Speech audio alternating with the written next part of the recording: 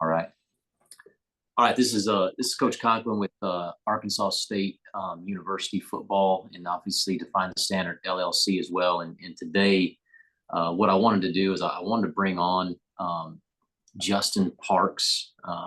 I got here, I guess it was last March, and one of the guys that was in my position meeting at that time was Justin. And he was a guy that when we got here, when I got here, he was one of the guys that the coaching staff always talked about in terms of maturity. He was a guy that had been here with the old staff as well. And it didn't take long for me, being in the position meetings with you, obviously, JP, that I could tell there was something different about you. You were built different, wired a little bit different. The way that you approached the game, your maturity was just different than some of the guys that I've obviously been able to work with or coach in the past.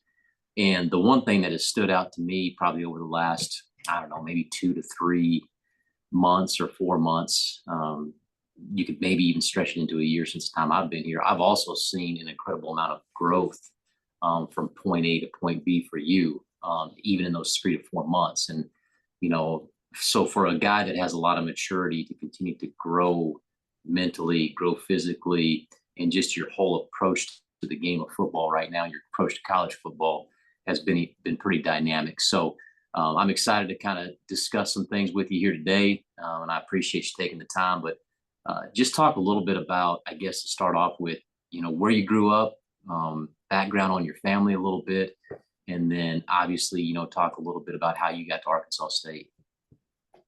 So yeah, I grew up in Birmingham, Alabama. I went to a school called Gardendale, which is 15 minutes. So I grew up, and growing up, it was good. I had 2-parent household. My mom and dad did everything for me, took care of me very well. Raised me to respect people.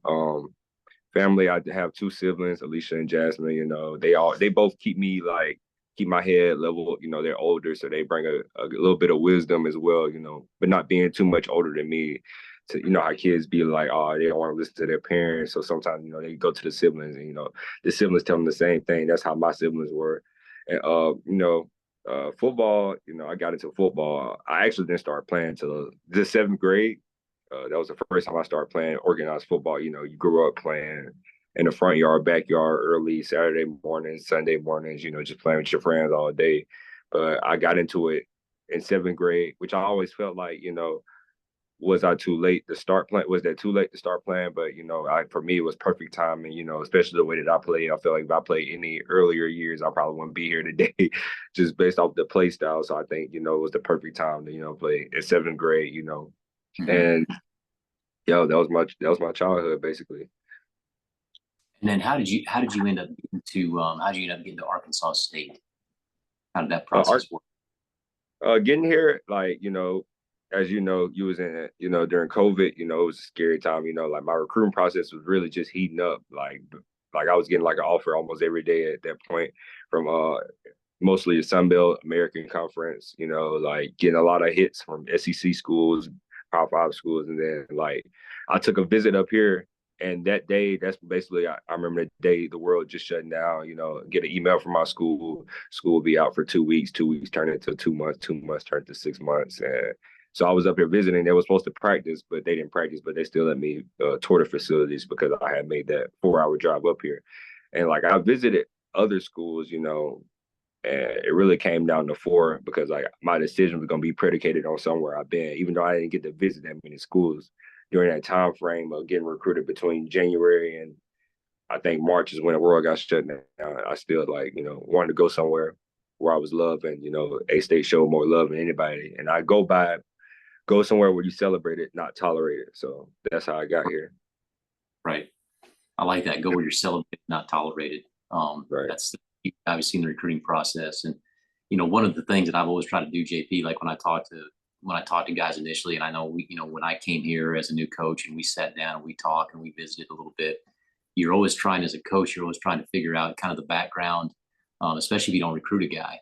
But you're trying to connect as many of the dots as you can for the player, because it allows you to understand how to coach them, and if you have a better feel for where they come from, what their background is, who's been influential in their life, you have a better opportunity to connect with those players. And I think that's obviously, really, really important. But, one of the questions that I'm going to ask every guy that we bring on and we talk to is, what is it that you love about college football? And maybe that was, maybe when you came in as a freshman, it was a little bit different, but as you sit here today in 2024, you're going to be a senior, right? Last year, what is the thing that you absolutely love about college football?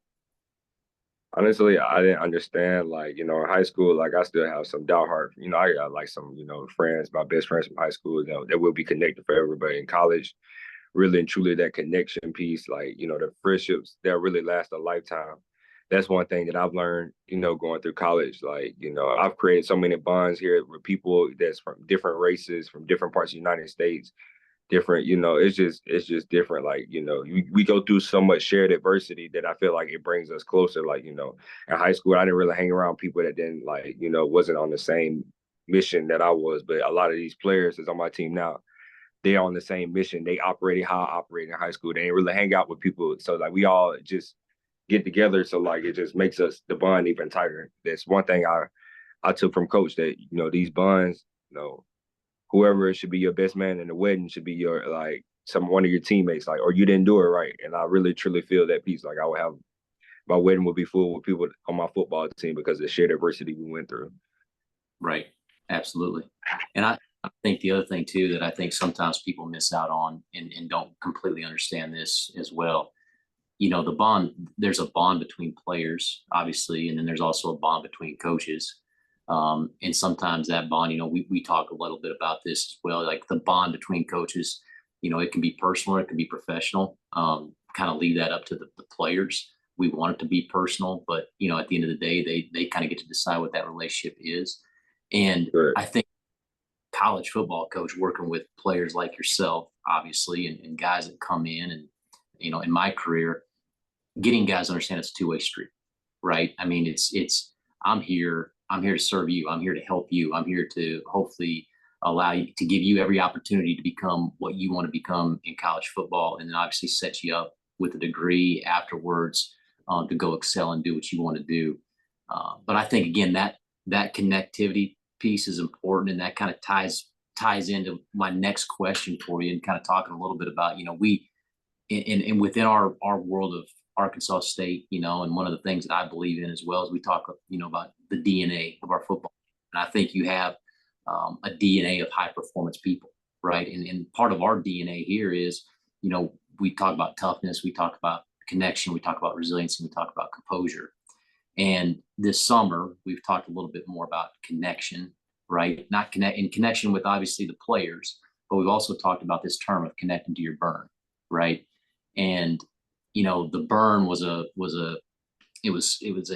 concept really created by Ben Newman, who has talked about it's not really your purpose, it's not really your why, it's what ignites your purpose and your why. And I just wanted to talk to you a little bit about, if you wouldn't mind sharing, have you connected that burn? Have you seen that able to help you a little bit more as far as connecting to that and really identifying, hey, this is what I'm about. This is my burn, and that's really ignites me to my why and to my purpose. So honestly, yes. So my burn is, like, proving people right. Like, I've had, my life of, I've been, my past trying to prove people wrong, and that's it great. It's great sometimes, like, it gives you a motivation when you need to in the weight room. But, like, that burn, that type of burn end up wearing off. So, like, just the constant proving people right, like, that believe in you, that love you, that will never go away, because you'll always feel that love, when you need it or when you don't need it. But, like, you always feel that love from the people that you love, to believe. And, like, honestly, that's really, like, my why. And then, like, along with that, like, I believe in mental performance as well. I've recently just started, like, every day waking up in the morning saying words of affirmations to me. What's my affirmation? So, like, the one I say every day when I wake up, before I even touch my phone, is like, my separation is my preparation. I believe that. Like, I firmly believe that what I do to leading up to a game or leading up to a lift, leading up to a speed session. That's going to be my separation from my opponents and anybody I'm going against. So like I use that every day. Like, that's my burn. That's what gets me up. That's what gets me fired up every day. Knowing that what I do behind the cameras is like what's going to show on the field, what's going to show in front of thousands. So like I firmly believe that. Right. And I think so. I want to make sure I got that right. You said my preparation is my preparation. Is that how you said it? Yeah. My preparation is my separation is my preparation. Yeah. My separation is my preparation. Got it. Mm-hmm. Got it. Really good. That's really good. And I've talked to a couple of guys like within our football team right now, and some guys within the position groups, and I think guys have been able to really connect to that. And even for me, I've done it. I've done it for the last 3 or 4 months, really trying to every morning wake up, connect to the burn. And what you're talking about, I was telling Coach Jones this as well. I kind of have a dark burn where it's a little bit more negative, but I also have a positive too. So because you can connect to the dark burn, and that's okay, but you got to be really careful with that, I think, because you can kind of get yourself down into a negative trap, Right. for sure. One of the things that I've been really impressed with you, JP, is like you've been able to you've had some adversity, obviously, this past year, this past spring. I mean, even in the fall, you had some adversity playing through an injury. And the one thing that I noticed this spring and really the last 2 or 3 months is like your ability to stay positive and your ability to face adversity with a consistent belief, right, and a consistent positive mindset. And I know for a fact, right, that's one of the things when you talk about performance and you talk about high performers, when they see issues and they see adversity, they look at things and they say, hey, I'm going to stay positive and I'm going to flip this and reframe it, right, in a way that I can attack it. And I wanted to ask you about that. Like, was there anything that you did through this past spring where you reframed, you stayed positive? Was there anything that you utilized this spring that helped you with like going through the injury and having to sit out a spring ball, and really just getting prepared again for this moment now going into the fall? Honestly, I want to, give credit to the coaching staff, start giving more credit to myself as well, because like I kind of, I'm the type of person I kind of brush everything off with like, oh, it's not that what I'm going through is not that bad. It's what people go off worse. People, dealing with worse things, but I give myself some credit, like because I took the steps, like first off the coaching staff because they switched me to a new position and like because if I probably would have stayed in the same room, I probably been like, oh, I already know this, but I had to learn a new position. So they kept me fresh mentally. So I thank the coaching staff for keeping me fresh mentally. And honestly, it's just I took the necessary steps, to fight through that. It wasn't easy, like, missing my last spring ball in college football, due to an injury, just after just coming off an ankle injury at the previous spring and not being able to finish. So it's like it's frustrating for most definitely, but like I took the necessary steps of like, okay, if I was feeling down mentally, I talked to a counselor. I got a counselor. We talked about it, and one thing he talked about is perspective. Like it could be worse. It could be worse. Like what I'm saying, or like be grateful for the opportunity that you have now.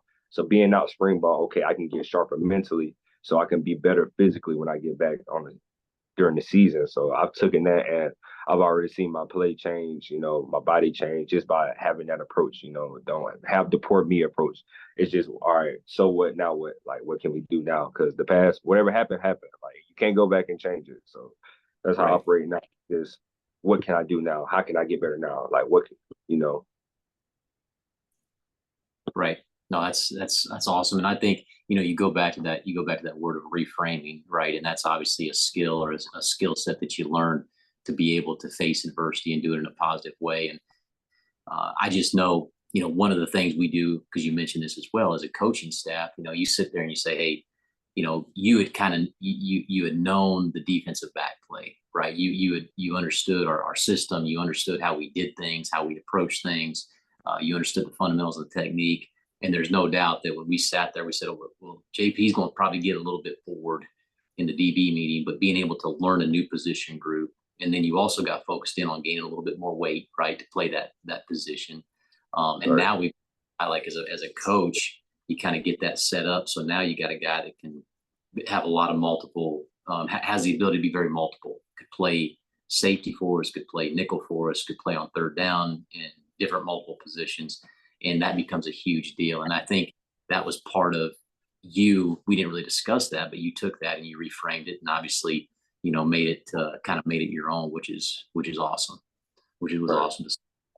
Um, you know, the other thing that I wanted to talk to you a little bit about, because I think this is important, kind of moving forward as you kind of look into the season and the things that you want to accomplish. But when you look at your legacy, right? When you look at your legacy at Arkansas State, or you look at your legacy, in the future, what are some things that you want to leave in your legacy when people talk about Justin Parks?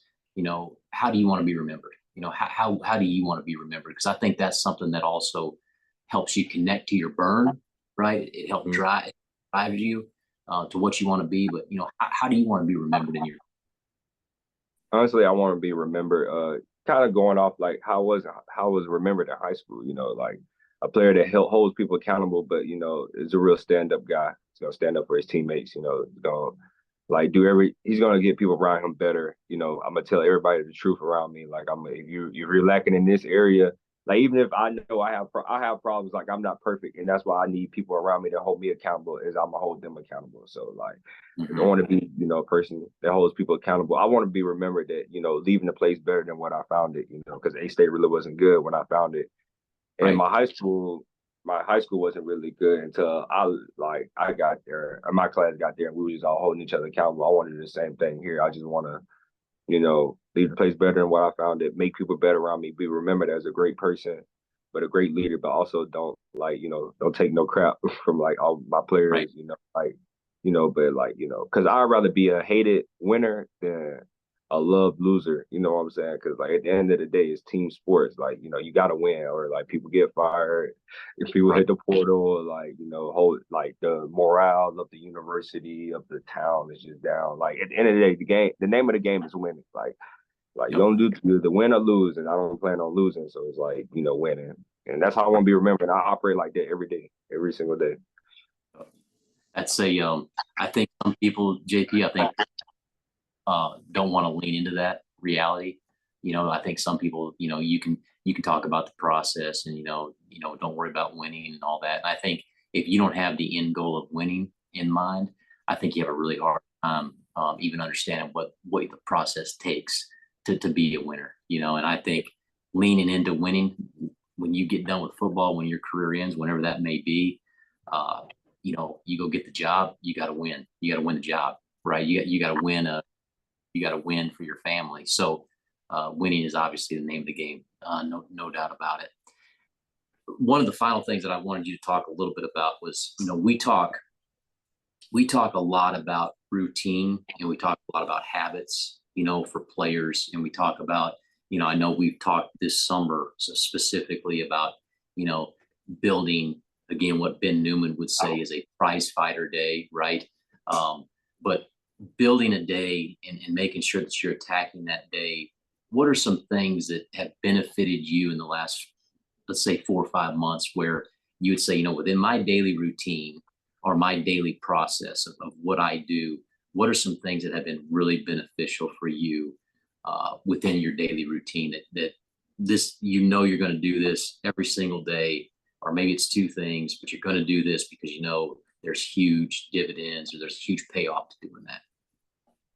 Honestly, mentally, a little bit physically as well, as waking up 6 o'clock every morning. I have an internship. That's why I wake up there early. But at the end of the day, waking up there early, getting my morning started instead of sleeping in all the way to 8 o'clock, like being sluggish, it keeps me from being up late at night on the game or like doing something else. Like that's the biggest thing mentally, is getting up early in the morning, getting my day started, saying my affirmations, like then as well as, physically take care of my body, drinking almost a gallon of water every day. Like I carry around a water jug almost 24/7. It's like it's rare you don't see me without it unless I'm at practice or something. And Mm-hmm. eating, like I've kept my eating habits a lot since I knew I had to change to a new position, going from safety to nickel, potentially back at safety, but you still got to be a big safety at the end of the day. So like just gaining weight, so me putting on 20 pounds over these past couple months, which has been big for me. It like gives me a confidence booster while getting faster doing it. So it gives me even more confidence. Like, okay, I'm moving faster and I'm stronger and I'm bigger. So it's like, it's just good all over. And then like getting there with my teammates, like, doing anything like watching film or just hanging out, like, that's like something I do daily, like that's just something that has to be done, because like, it ain't all about yourself. It's about, getting people around you better. So by any ways. And that's really my daily routine. Wake up early, eat and drink, go over the playbook because I'm in a new position, but like I pretty much know the system because I've been in it for 4 years. So it's like it's been a fast pickup and like, and just talking to my family, I feel like that's really the last thing, talking to my family every day, like, because they do a lot for me and I know it's hard, being away from them, for them and me. But when they see me, like I'm all about them. I'm always locked in on them. So, Right. so they understand. They understand the goal. Right. That's well, older guy, you understand this, but when you talk to younger guys, especially when they come in, the detail. I mean, you gain 20 pounds, and again, a lot of people outside of college football don't understand that to do that takes a real level of detailed eating because I mean, you didn't put on 20 pounds of fat. I mean, it was 20 good pounds. You're faster, you're stronger. The level of detail that takes is really important to understand. And so, when you talk about the things that you do during the course of the day and guys getting to understand, hey, the detail of everything that I do is critically important and just continuing to dive down in the detail of, like you said, spending time with your teammates. Well, that's obviously the connection piece that we talk a lot about, right, on the football team. Spending Right.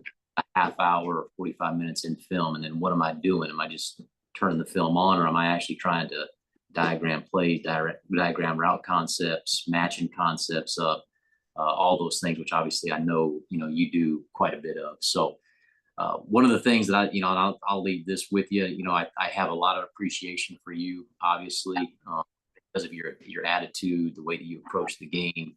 All those things have been, really, really remarkable. Obviously, since I've been here, and I think you're going to have. I'm looking forward to seeing how you kind of progress over the next fall in the next 4 or 5 months.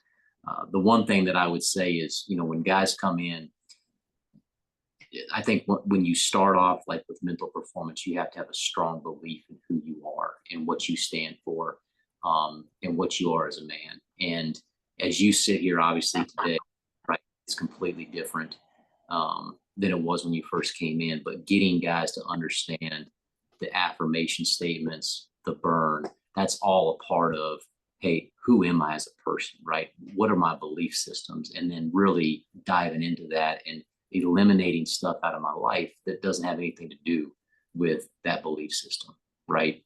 And getting guys to believe that and understand that early on where they can continue to advance their careers. So you got anything else to say for everybody tonight? Any last thoughts or any things that you'd like to discuss?